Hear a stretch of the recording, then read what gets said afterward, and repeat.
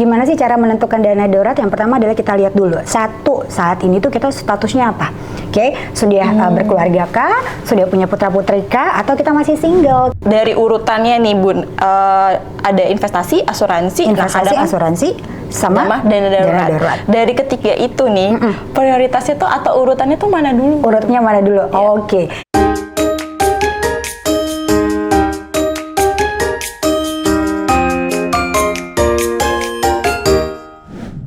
Nah, balik lagi ya, yang namanya hidup kan kita nggak ada yang tahu nih Bun, gitu ya. Kalau bisa kita masih berusaha bisa menjalankannya dua-duanya, kenapa harus satu aja gitu. Tapi semuanya balik lagi dari kondisi keuangan sama kemampuan dari kita bunda-bunda nih gitu ya. Kondisi keuangannya seperti apa? Contoh misalnya, Riz tadi kan aku punya pendapatan nih, tapi setiap bulan tuh udah full, udah dikurang-kurangin, udah diikat-ikat pinggangnya gitu. Alias udah mepet banget tapi masih nggak bisa juga nih untuk ngisiin dana darurat karena ternyata porsi utangnya udah lebih dari 30% misalnya. Oke, aku juga mau ingetin ya Bun, kalau untuk utang kita itu nggak boleh lebih dari 30% dari pendapatan kita yang 100% tiap bulan. Jadi kalau bunda-bunda hasilnya punya pendapatan misalnya 10 juta, maka utangnya nggak boleh lebih dari 3 juta tiap bulannya. Oke, kenapa? Karena tadi udah pasti nggak bisa nyimpen dana darurat kan Bun. Gitu. Jadi kalau misalnya saat ini punya utang gitu ya, porsinya udah lebih dari 30%. Nah, dilema kan ya, hidup itu selalu dilema ya Bun gitu. Ada uang salah, nggak ada uang lebih salah gitu. Ada utang bingung, nggak ada utang nggak termotivasi katanya gitu ya. Jadi kena banget ya Bun. Iya, saya berasa. Oke, jadi kalau misalnya saat ini Riz pendapatan kita itu terbatas, kita udah dikurangi juga, tapi ternyata memang porsi utangnya karena memang ada satu dan lain hal yang memutuskan akhirnya kita berhutang lebih dari kemampuan misalnya. Oke, nggak apa-apa. Kuncinya perencana keuangan itu ada dua gitu ya. Kurangi pengeluarannya atau tambah pendapatannya, atau lakukan kedua-duanya. Nah, tapi harus lihat juga nih kemampuan bunda-bundanya gitu ya. Kira-kira ada nggak sih kemampuan kita untuk nambah pendapatan saat ini gitu. Tapi kalau misalnya nggak ada kemampuan untuk saat ini, maka kita fokus dulu dengan utang, oke?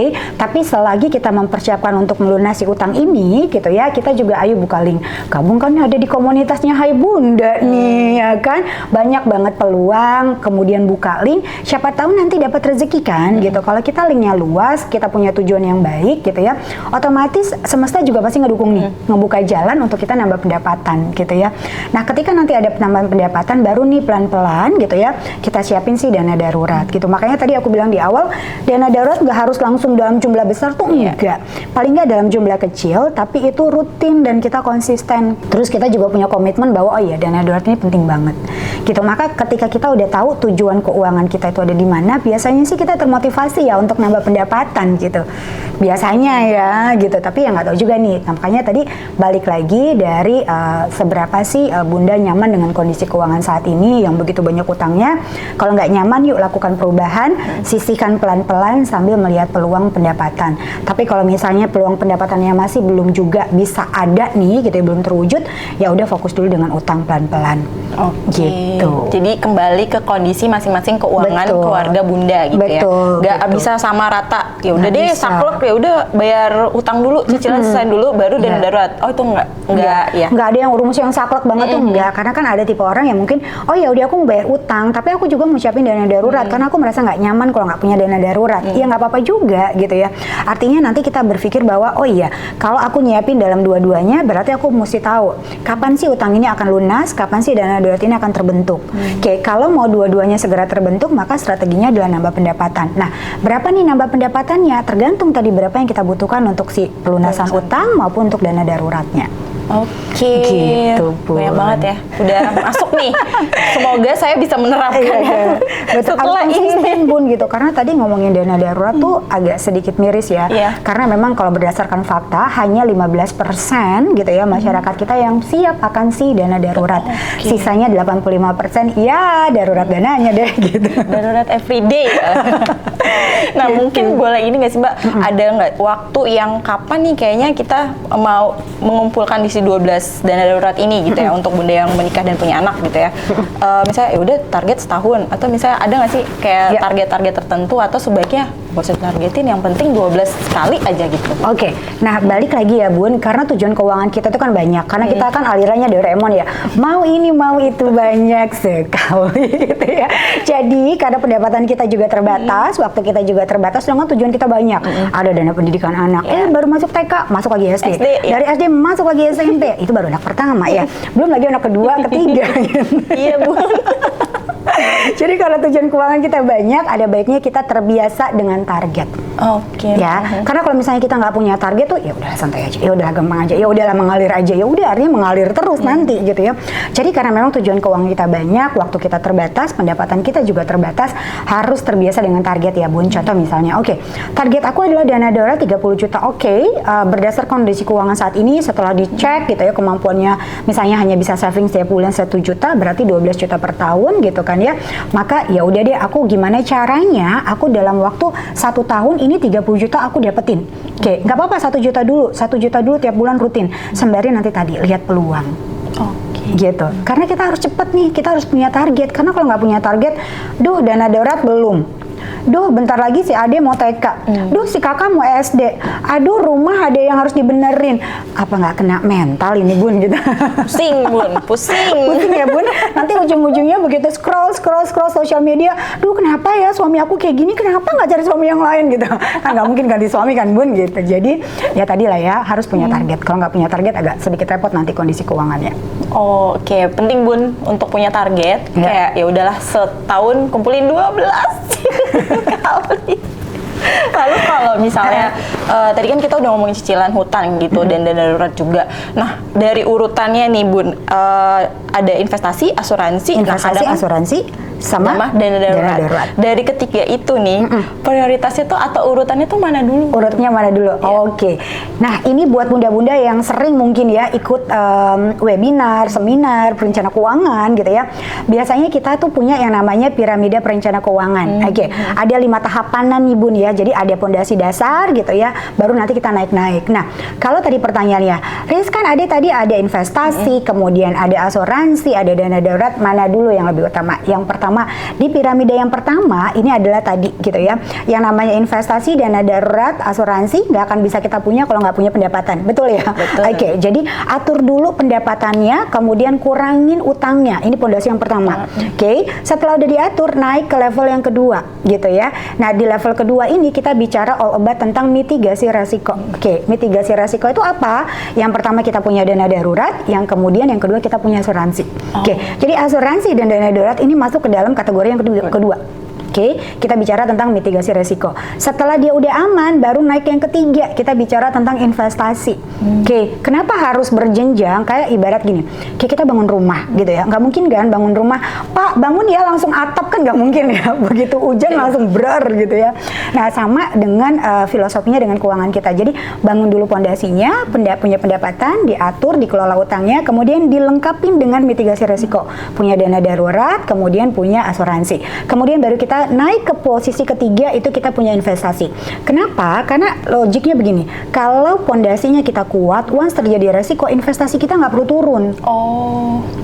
Gitu, karena pada saat darurat punya dana darurat, pada saat sakit udah punya asuransi. Jadi investasi kita atau tabungan kita itu nanti akan terus sampai pada tujuannya. Gitu. Jadi kalau ditanya duluan yang mana, tadi punya mitigasi resiko, baru kita berinvestasi. Tapi kan saat ini orang berbondong-bondong, aduh investasi apa ya gitu. Uang aja belum diatur, belum dikelola dengan tepat, utang juga masih ada, tiba-tiba udah pengen cepet kaya dan semalam gitu kan ya. Gitu, jadi itu urutannya Bun.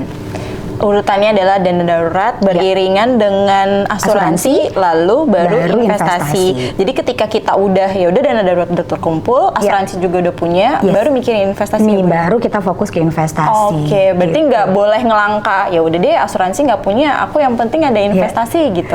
Kan ada juga yang bilang begini, Riz aku asuransinya udah nggak perlu nih punya secara mandiri karena misalnya masih ada dari kantor. Ya nggak apa-apa juga gitu ya, kan kita lihat kebutuhan gitu ya. Makanya tadi merencanakan keuangan, setiap orang itu unik.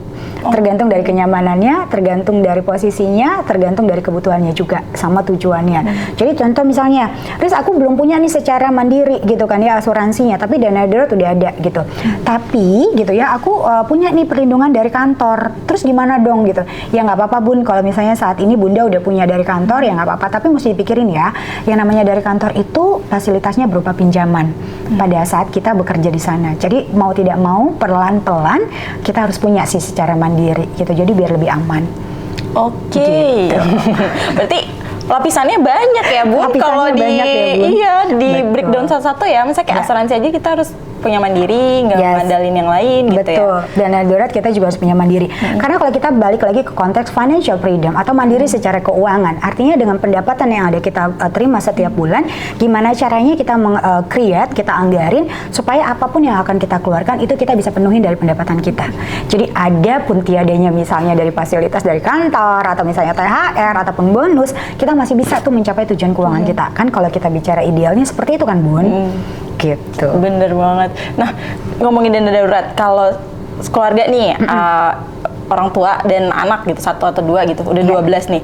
Kadang tuh suka mikir gini sih, tapi Bun, boleh nggak sih dana darurat istrinya sendiri gitu? Atau bundanya sendiri, nyimpen dana darurat sendiri? Itu boleh nggak sih? Atau gimana? Balik lagi ke Oke, kalau kita berumah tangga itu kan kita balik lagi nih ngomongin tentang budgetingnya gitu ya. Contoh nih, penganggaran keuangan rumah tangga itu kan tergantung ya kesepakatan suami dan istri di awal. Apakah nanti kalau misalnya suami punya pendapatan, istri punya pendapatan gitu ya, itu digabung atau dipisah? Gitu ya, atau misalnya setelah dibuat anggarannya suami nyumbang 50%, istri 50%, sisanya atur masing-masing gitu ya. Atau balik lagi begini, ketika nanti pendapatan suami itu untuk kebutuhan rumah tangga setiap bulannya, sedangkan pendapatan istri itu untuk kebutuhan misalnya jangka pendek, menengah, jangka panjang, atau punya utang dan lain-lain gitu ya. Atau misalnya gitu ya, pendapatan suami itu semua untuk kebutuhan, untuk tujuan keuangan, sedangkan uang istri, ayo mau yang mana Bun? Ya, uang istri, uang istri. uang bunda ya gitu, hidup bunda gitu ya. Jadi balik lagi semuanya tergantung dari kesepakatan masing-masing. Apakah dana darurat ini idealnya mau disiapin secara bersamaan dijadiin satu, atau misalnya suami nyiapin sendiri, bunda juga nyiapin sendiri, itu juga nggak masalah gitu. Yang penting kita punya tuh si dana darurat. Jangan sampai dengan ego masing-masing, oh ya udah uang aku ya, ini uang kamu ya gitu. Tapi nggak tahu nih peruntukannya apakah untuk dana darurat atau untuk apa gitu. Jadi harus ada kesepakatan juga, harus ada clear gitu. Nggak masalah misalnya, Bun kan tadi kita butuhnya adalah 12 kali ya Bun gitu, karena model pengaturan keuangan kita adalah bunda nanggung 50%, kemudian suami nanggung 50%, berarti nanti dana daruratnya kita bagi 2, bunda dari sisa pendapatan siapin juga, suami juga siapin juga, nggak apa-apa. Yang penting tadi kesepakatan dan nyaman, kemudian dilakukan bareng-bareng, dan di belakang nggak ada, kok aku nyiapin sih, ini kan tugasnya suami, kok aku sih gitu ya. Jangan ada dusta di antara kita ya Bun gitu. Seperti itu, saya pembagiannya tetap ya dikomunikasikan lagi lah. Betul. Gitu ya Bun. Kalau misalnya kita mau bayar SPP sekolah setiap bulannya, boleh nggak ngambil dari dana darurat? Nah ini lagi, ini adalah indikasi yang selalu membuat darurat dananya gitu. Ya, jadi kayak ya udahlah, ada nih di dana darurat kita ambil aja, nanti baru diganti lagi. Jadi kayak sistemnya kayak udah gitu ambil aja terus ambil boleh terus, ya muter aja terus gitu. Sebenarnya boleh sampai nggak sih? kapan ini ya Bun? Oke, Bun, idealnya adalah dana pendidikan anak itu memang kita udah siapin gitu. Makanya bunda-bunda yang saat ini baru aja masukin putra-putrinya ke sekolah, udah mulai nih merencanakan. Dan pada saat merencanakannya adalah menghitung dari uang pangkal dan uang SPP gitu. Jadi pada saat nanti anak itu udah masuk, uang SPP-nya itu udah siap gitu. Ini enggak, biasanya kita hanya menghitung adalah uang pangkalnya aja, dengan harapan nanti adalah uang SPP dia tenang, masih bisa kebayar dari pendapatan yang ada saat ini gitu. Dan kita lupa bahwa ada setiap kebutuhan itu setiap tahun selalu naik, inflasi juga setiap tahun selalu naik gitu ya. Sedangkan pendapatan kita naik apa enggak Bun? Gitu, jawab sendiri ya Bun. Gitu. Jadi idealnya sih dana pendidikan anak ini khusus untuk si SPP ini memang kita siapkan juga dia per tahun gitu ya, sudah ditabungkan. Nah tapi kalau misalnya tadi pertanyaan adalah boleh nggak sih Bun misalnya dana darurat itu kita gunakan untuk membayar SPP setiap bulan, ya berarti penggunaannya bukan dana darurat tapi adalah dana SPP anak gitu ya. Nah ini nggak boleh sih Bun gitu, walaupun diisi terus tapi ini udah beda nih fungsinya gitu, karena nanti mengandalkan ya udah tentang SPP pakai dana darurat, SPP pakai dana darurat gitu ya. Jadi ada baiknya sih dipisah. tujuan keuangannya jadi udah beda tuh kalau Betul. kita pakai SPP dari dana darurat gitu Iya, ya Bun ya. gitu. Jadi nanti kita pada saat dana daruratnya habis, kemudian kita nggak isi lagi, ya nanti nggak bisa bayar SPP dong. Iya, benar. Gitu. Kesalahan apa sih sebenarnya yang kayak mungkin tadi ya pakai ya udah deh pakai aja deh buat bayar SPP gitu. Atau mungkin ada lagi nggak sih Bun Lista soal kesalahan-kesalahan lain nih Bu, selama menyiapkan si dana darurat ini gitu. Oke. Atau dalam mau ya udah ada terus taunya lupa lagi atau gimana? Oke, Kesalahan. biasanya sih ketidaktepatan ya, bunda-bunda nih kalau misalnya kita ngomongin dana darurat adalah satu, kita selalu berpikir bahwa wah dana darurat kan nggak setiap bulan daruratnya, Iya. ya darurat kan kita nggak tahu gitu, udahlah tenang aja, yang namanya darurat pasti kita bisa minta bantuan A, B, C, D gitu. Kebanyakan mindset yang seperti ini gitu yang akhirnya membuat kita nggak tergerak untuk mempersiapkan dana darurat. Mindset yang selalu menggampangkan, mindset yang selalu dia tenang aja gitu. Iya sih, rezeki itu memang sudah diatur sama Allah gitu ya. Iya, Tapi bener. kan balik lagi nih, kalau kita nggak direncanakan, maka akan membuat repot gitu ya. Jadi yang pertama adalah mindsetnya bahwa udah nanti aja dulu, dana darurat nggak terlalu penting. Nanti aja dulu, investasi aja dulu misalnya. Oh nanti dulu, jalan-jalan aja dulu misalnya. Oh nanti dulu dana darurat, bangun rumah aja dulu ya. Ya jadi mindset-mindset yang menggampangkan dia, yang akhirnya membuat kita jadi terlena, nggak cepat untuk mempersiapkan si dana darurat tadi nih Bun gitu ya. Nah kemudian yang kedua tadi mindset yang kurang tepat dengan dana darurat adalah ya kalau dia ngitungnya ternyata gede banget, Iya. akhirnya kita menjadi udahlah ngapain lah disiapin, udahlah gampang lah nanti aja lah. Nanti aja lah, pikirnya Iya, belakangan karena gitu. udah takut duluan mendengar angka yang 6 kali, 9 kali, 12 kali di saat uangnya terbatas nih Bun gitu ya. Akhirnya jadinya ya udahlah nggak usah deh gitu. Gimana cara? Udah putus asa duluan gitu. Padahal sebenarnya kalau gunanya kita menghitung, merencanakan adalah biar kita bisa nih bikin strateginya gitu. Jadi kebanyakan adalah seperti itu sih. Dan kemudian tadi banyak juga yang tadi nih pikirannya ya kurang dikit dari dana darurat, kurang dikit ambil dari dana darurat, nggak diisi lagi, toto dana daruratnya udah habis gitu ya. Dan yang terakhir mindsetnya kita begini tadi, dana darurat kan tadi bikin kita nyaman ya gitu, jadi kalau kita kurang ya udah kita pakai aja ya gitu. Iya lagi. Iya kan? Iya lagi. Udah gitu saya ya. ngaku deh, saya Iya gitu. kan? Oh, nanti kalau kurang pakai aja deh gitu. Jadi merasa benar-benar nyaman banget, padahal harusnya jangan nyaman yang seperti itu gitu. Oke. Nyamannya adalah memang dana darurat itu memberikan kenyamanan buat kita kalau resiko terjadi kita bisa pakai. Tapi kalau misalnya yang perintilan setiap bulan gitu ya, contoh kayak tadi SPP udah tenang aja pakai dana darurat, ya ini salah juga sih gitu ya. Jadi banyak sih mindset yang harus kita kita buat tepat gitu ya, agar nanti dana darurat kita bisa segera terwujud nih Bun gitu. Nah, jadi boleh nggak sih lagi ditekankan gitu ya? Kapan jadinya kita boleh pakai nih si dana darurat? Oke. Kalau kayak SPP udah nggak boleh, apalagi kita mau main pakai dana darurat. Iya nggak Itu boleh, udah nggak ngopi time nggak boleh, beli hijab nggak boleh pakai dana darurat. Gitu ya. Apapun nggak boleh gitu Apapun ya. nggak boleh Yang gitu ya. cosplaying tuh udah nggak boleh ya. Gitu ya, beda posnya. Jadi kapan tuh? Kapan waktu yang tepat kita menggunakan dana darurat? Tadi di awal Rista juga udah bilang, satu, pada saat suami kehilangan pekerjaan. Contoh, COVID-19 mengajarkan kepada kita nih, 2020 sampai 2023 awal gitu ya, begitu banyak pasangan kita yang mungkin kehilangan pekerjaan. Oke, sedangkan biaya kehidupan itu terus aja gitu ya, biaya bulanan terus udah harus dibayarin. Maka kondisi ini kita bisa menggunakan dana darurat. Oke, tapi kalau tadi kita nyiapin dalam 12 bulan, maka sebelum 12 bulan itu berakhir, kita udah harus punya pendapatan baru. Gitu ya. Jadi kita juga punya target kapan nih untuk mengganti pendapatan yang hilang gitu ya, agar dana daruratnya kita bisa penuhin kembali gitu ya. Jadi kondisi darurat kehilangan pekerjaan, penurunan pendapatan, keluarga masuk rumah sakit gitu ya, atau misalnya tadi ada rumah bocor, banjir, atau misalnya kita kecelakaan gitu ya, yang kita nggak punya perlindungan, maka dana darurat itu bisa digunakan.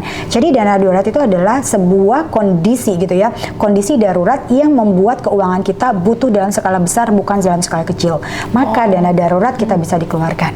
Bukan juga bentar lagi misalnya 11, 77, 88 gitu. Kita pakai tuh dana darurat ya. Pakai ya dana darurat. Nanti diganti.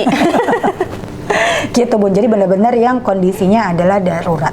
Ya, di kategori darurat pokoknya ya, si betul. dana darurat ini gitu. Betul. Oke, kayaknya udah banyak banget sih obrolannya gitu ya. Tadi juga udah sempat ngobrolin ya lebih baik dipisah-pisah juga nih untuk penyimpanan si dana darurat kayak gini. Betul. Mungkin dari semua obrolan kita tadi, Bunda Rizka boleh nih ngasih kesimpulan ke bunda-bunda sekalian gitu ya, yang nonton untuk kayak gimana sih harusnya kita menyiapkan si dana darurat ini, atau hal apa lagi lah, pesan-pesan buat bunda-bunda.